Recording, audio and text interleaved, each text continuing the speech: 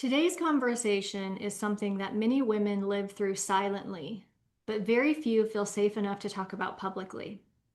Katie, thank you so much for being here to share your story and for having the courage to shed light on what happened in your life. Thank you for having me. Absolutely. You say something that stood out to me. You have a quote that says, "You have to train your brain so it outweighs your fears." Mhm. Can you take me back to the moment when this idea was born? Well, I was starting to feel overwhelmed with the court processes, and there were different times where we would be meeting with the judge and the lawyer, and I didn't want to look weak. Mm, I needed to portray strength, and that's where I needed help in learning how to do that. mm. Yes, it came from a time when you had to be strong. You Yeah. could not show your vulnerabilities. Yeah. For someone who's just meeting you today, how would you describe what you went through in your marriage? I am a strong woman who allowed her soulmate to take her to the depths of hell, only to learn how to survive, grow, and have a new desire to thrive and live a life to its fullest. Mm. Whew, down to the depths and then back up to the heights. Yeah. You were married for 33 years. When did you first realize something wasn't right? I actually realized the first year we were married. Mm, And paranoia was very evident in our life. And it stood out. And from then on, I was just kind of searching, trying to put the pieces together, trying to figure this out. hmm. There was a story that you tell about when your driving was criticized and some of the things that started clicking in your mind. Could you take us back to that moment? Well, yeah, my driving was always criticized, and I had to go to the field and pick him up. And I had my youngest child with me from a previous married or relationship.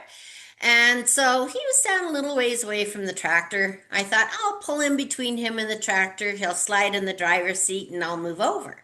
And then I don't have to listen to him complain. And we're not even married a year at this point, and this is how I'm adjusting my life for him. And so then he started running for the tractor and he got in the driver's seat and his body went stiff and he was in a rage and he was hollering at me that I tried running him over. Well, I looked at him and I started laughing because you know how ludicrous that sounds? Like for me, that was crazy. But for him, that's the point that I realized that there is something really wrong here. Hmm. Oh, yeah. His reality and your reality were vastly different. Yeah. Mm. I know that you talk about feeling like you had to be everything, the mom, the protector, the teacher. What kind of pressure did that feel like on a day-to-day basis? That was that was struggling on a day-to-day basis. My kids were my main driver, and that's how I looked at all the solutions or the answers is what best suited my kids, and I would work around that. Mm. Yet you spent years trying to fix things and trying to adjust yourself. When did you finally realize that you were not the problem? Um, Well, I kind of realized right within our first year that we were married that there was issues, but as time progressed, it there was always issues coming up.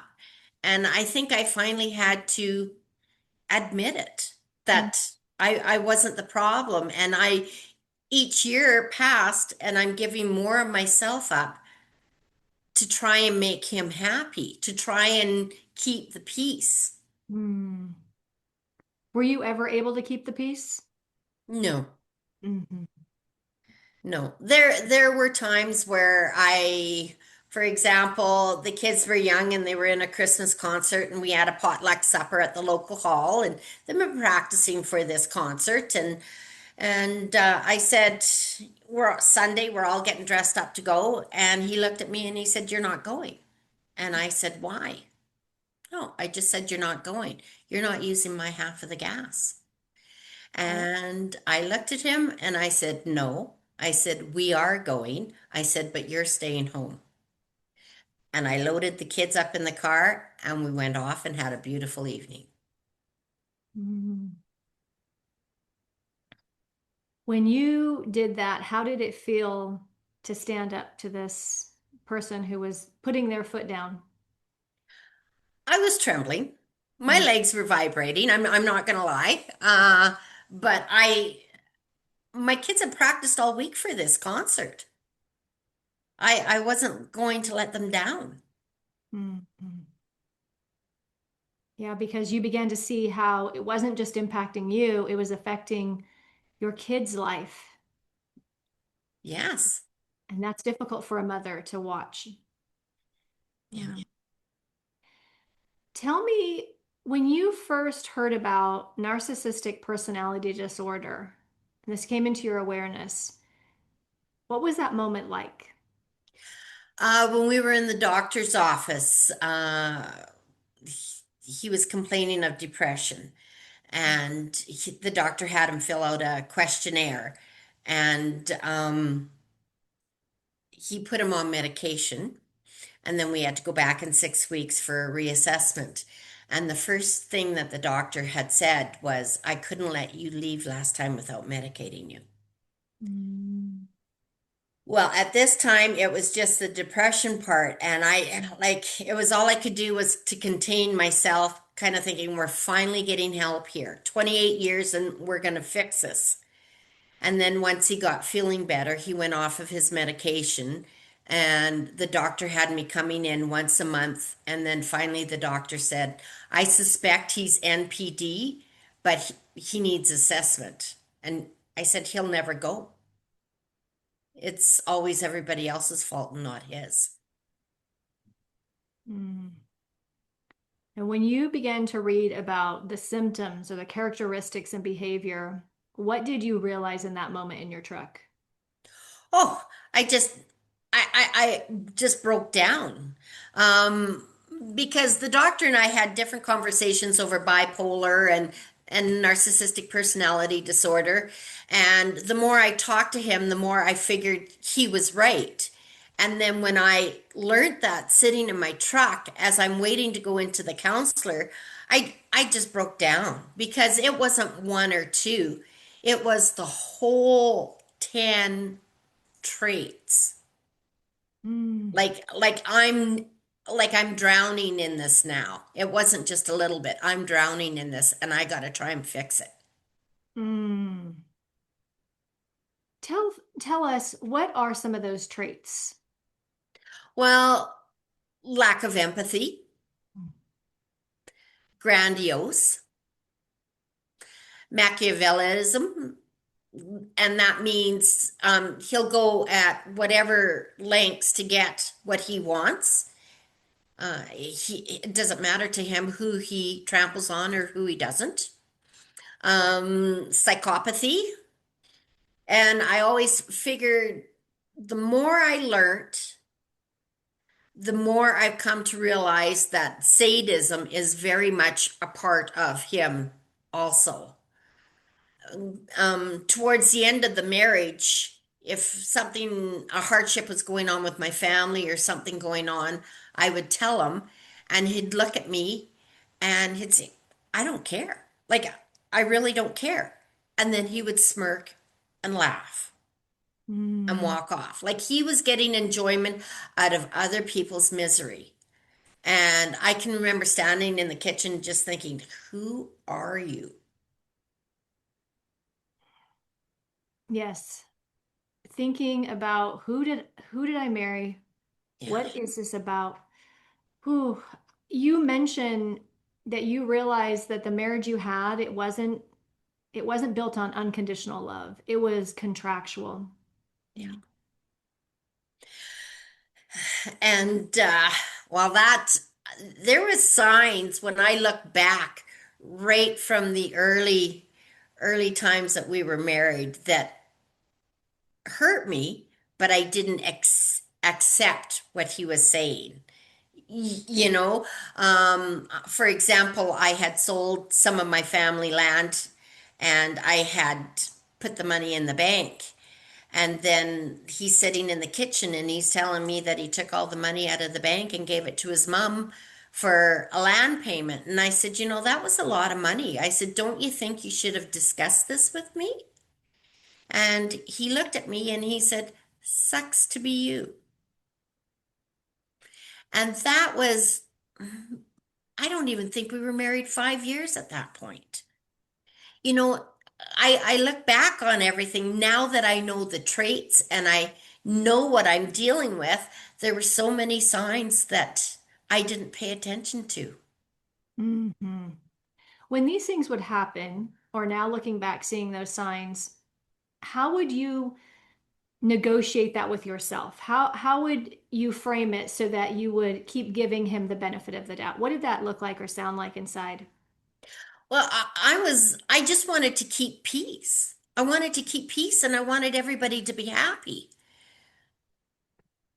You Mm, know, so that's kind of how we did. And you know, we went through a really rough year that one year, and he got physical with me in front of the kids. And one of my kids came up and said, do you want me to go to school and tell everybody how you guys fight all the time? And I thought at that point I got to make some serious calls for moving forward, you know, so that we can, the kids aren't in this environment because it's not healthy for them. mm. Is that what ultimately made you take steps in leaving? Um, I no, I have to say the progression of the disorder made me leave because it was to the point where, for example, his sister would phone me up and say, "Hey, do you want to come with us on a holiday to Cuba?" And I'm like, "You can't ask me that question." I said, "You have to ask him because he'll be thinking I'm conniving behind his back." Like all the decisions and all the movement in this house revolved around him to finally I got to a point where I can't live like this anymore. Mm. This I'm surviving. I'm not living. I'm surviving. Yes, this control, this need for control, and everything running through him. You know, when people hear about this sort of situation, often the first question they have is, why did you stay so long? Sitting where you are today, how would you answer that? I totally understand that question. I stayed because of my kids, because I wasn't willing to give up 50% of the time to their father, because I know he's got a mental illness and a disorder. But people outside our yard, people in the community don't know that. He's Mm. one way at home and another way in the community. Mm. So they say when they can do that, they know exactly what they're doing. And I wasn't going to put my kids in that position. Let's talk about this a little bit further because you talked about how this disorder only got worse. Would you say that in your observation that's typically the case? Do people have this and get better or do they No. typically get worse? Yeah. No, from what I've read and the knowledge that I've learned is it worsens with age and most marriages end up in divorce. I can understand that. And this double persona, one person at home, another person in the community or for outsiders, how did that begin to impact you and your kids when you can see somebody behaving in a completely different way for others, and then at home, you getting the worst of this person? Well, I have to say, when we would get any company popping by the farm or anything, they were always invited for a meal or anything. It's just keep this company here as long as possible because he's actually a nice man right now. Oh my goodness. Yeah, so then that was your way of being able to get a little bit of that Yeah, goodness that other people got. Oh my goodness. yeah. Wow. So what what people also have to get is that when you walk away from a 33-year marriage, you're also walking away from a home, a way of life, and everything that you know. What did it require from you internally to walk away from all of that? Well, I felt that I was pushed off the farm. Mm. He would say, I want you to leave, just leave. Think of it as an adventure. And once he realized that I knew his game, I knew what he was about, it's it's really hard to comprehend on how cruel they can be. And I was going through that, for a few years, and the physical abuse was coming into play, and I felt that I had to leave if I wanted to live. Mm. Did So anybody? I put what I could in the back seat of my truck and I drove out of the yard, away from a farm business we built and a home, a yard, and everything that we built. Mm. You said some really big things in that sentence. You just took what you could fit in your car because once he knew the gig was up and you were on to him, he was over. It was all over for him anyway. Yeah. And at that point there was really nothing he wasn't willing to do. Did did anybody know the physical abuse that you were going through? I I'm sure my mom did. She was here in at one instant in November. He locked her outside actually, because I allowed my brother's little dog in the house. Um, and she took the dog out to the washroom, and he locked her outside in her nightie in November. And so I let her in, she changed, and she left. But there's different times, and too, she's sitting at the table, and all three of us will be visiting, and then Brent would leave and come back with his bag packed and say, I'm going on a holiday. Where are you going? Out to BC. Have a good holiday. And then out the door he went. So, but my mom never asked. She never asked anything. But she always phoned me every day to see how I was doing. Mhm. Yeah. In these days where you were making the plan to leave and then you walked away, you've described this as feeling broken, destroyed, and exhausted.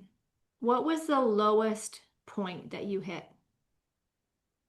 When I had to actually move to a house in town, my retirement was going to be the farm where my grandchildren could come out and spend the summers and make jams and jellies and do all the farm chores and have the farm life. And now it was all eroding away. It was all slipping away. And mainly for my safety. Mm. Yes. Was there a time that you were doubtful that you would make it through? I can't really say through my marriage I had when I was with him, I had really hard times. But I have to say, when I left, I knew him. I knew him inside and out. And I knew at that time I was already going to see a counselor once a month. And so I had my team. I had my close friends, family that would keep my affairs private, but I could gather strength from them. I had my lawyer and I had my counselor. And my counselor always explains it as it's like a backpack full of bricks. You come in once a month, unload it, and go out for another round. And Mm. that happened for over 7 years. Wow.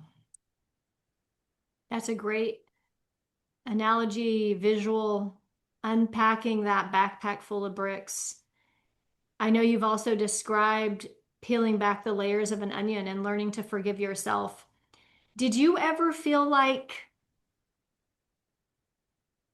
you felt guilty or responsible for what had happened? No, not once. I never once felt guilty. The more I learned, the more I understood. The only thing that I wish I would have taken my time is dating. Mm. And within a year and a half of dating, we were married. And that was way too quick. Mhm. Yes. So, how did you begin to rebuild yourself? You talk about this community that you had, this support, this team. Would you Mhm. say that that was the key component in rebuilding your life? Yeah, I believe it was. Um, my counselor had been after me to journal. Are you journaling? Are you journaling? And I did a few times after different court processes where I felt frustrated. But then I actually started to journal. And then I sat down and I kept coming back to the question, why did I ever allow this to happen to me?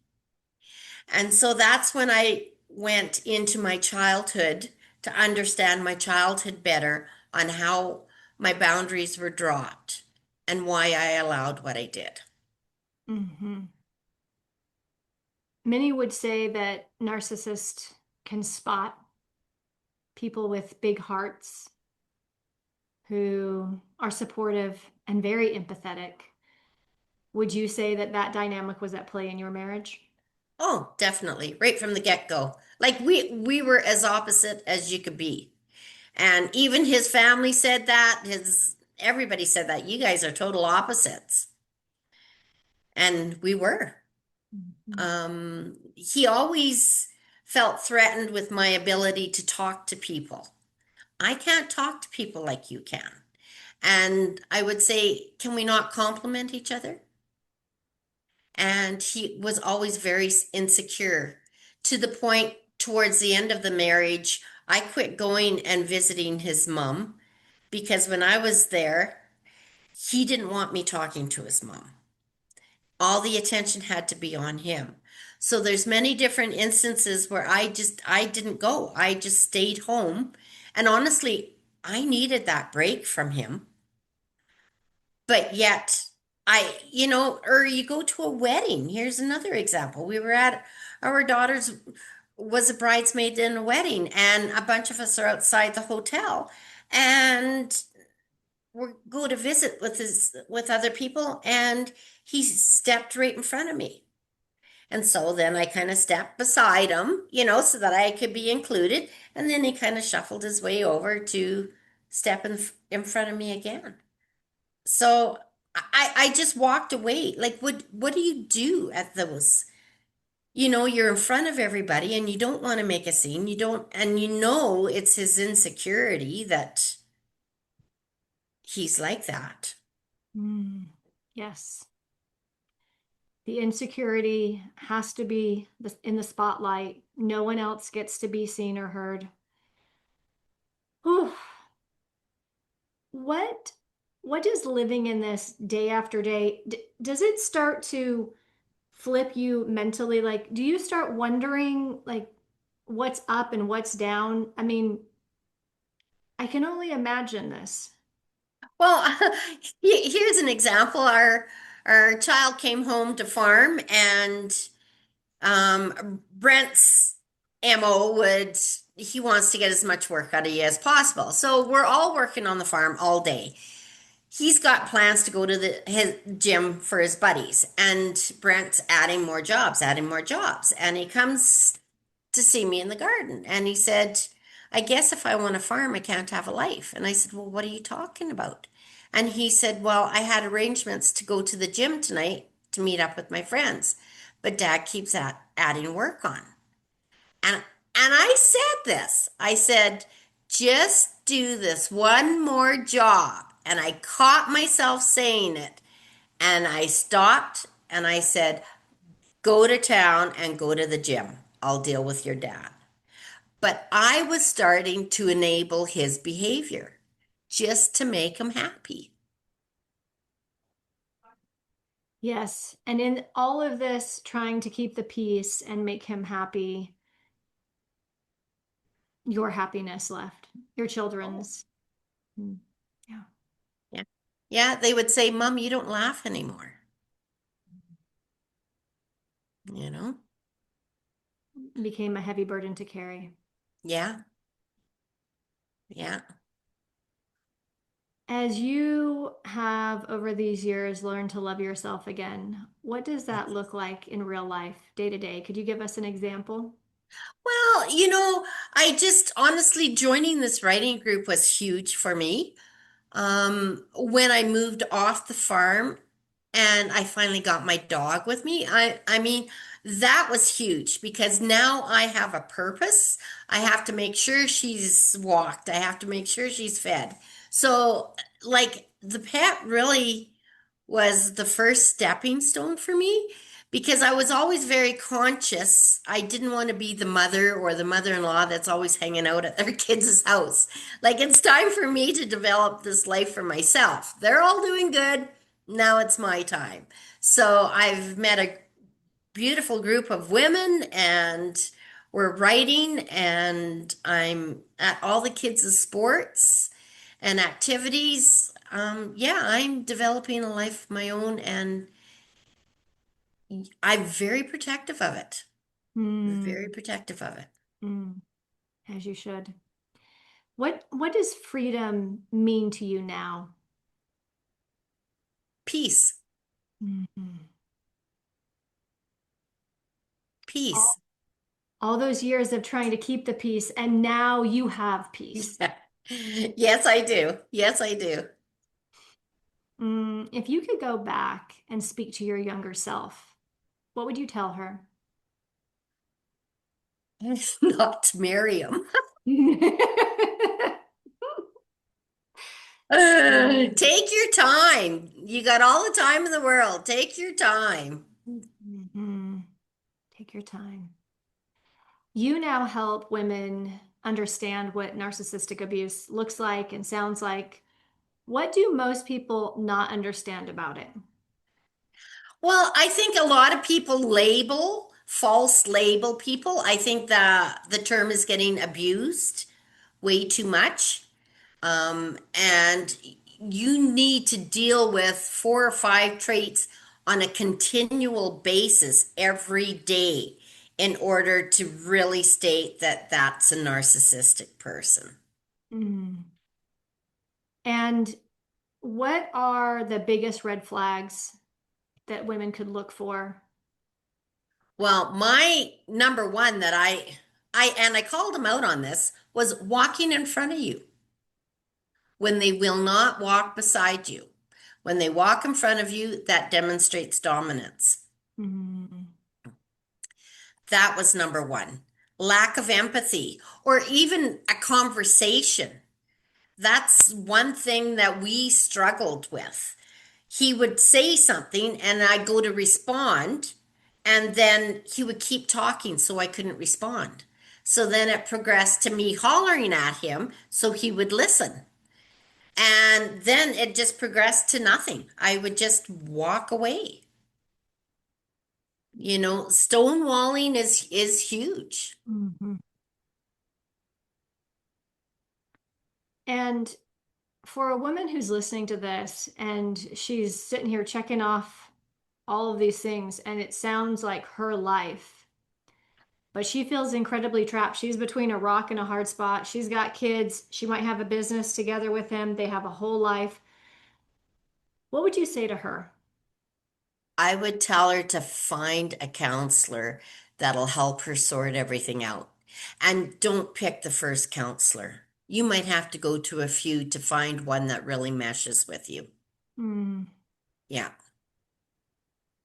that's excellent advice because it gives her one practical step to take.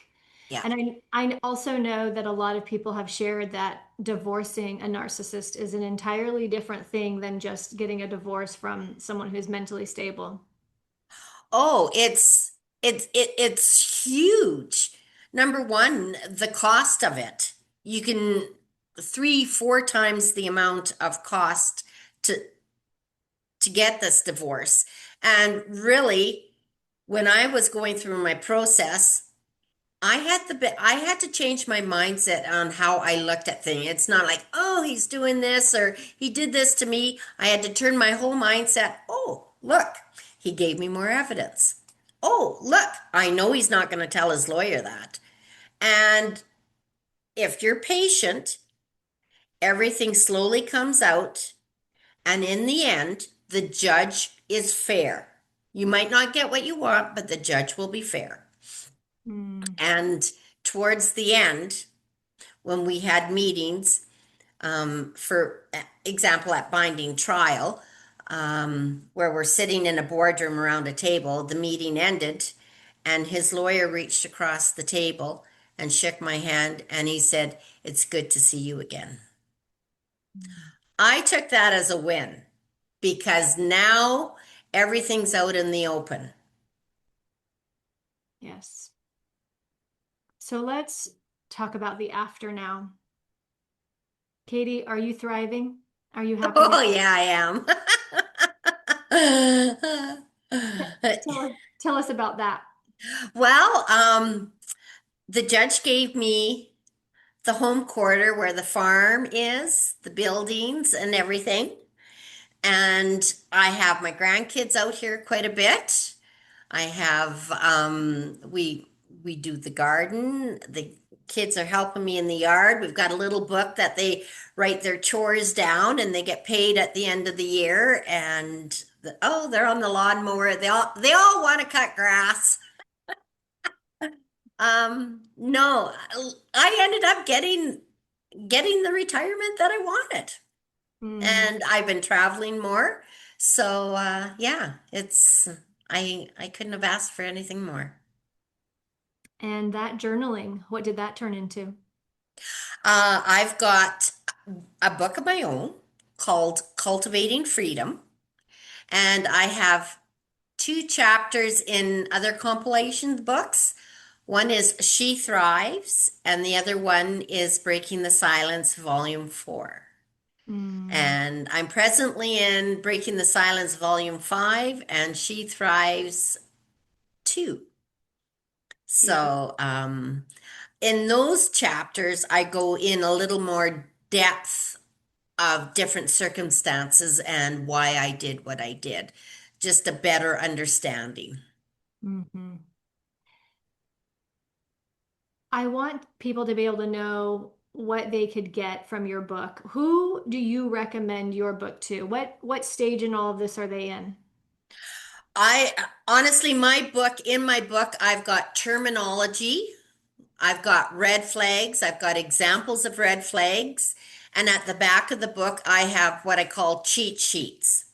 Signs that you've been abused, signs that you're healing, a checklist for leaving, um, a checklist for hiring a lawyer, hiring a therapist.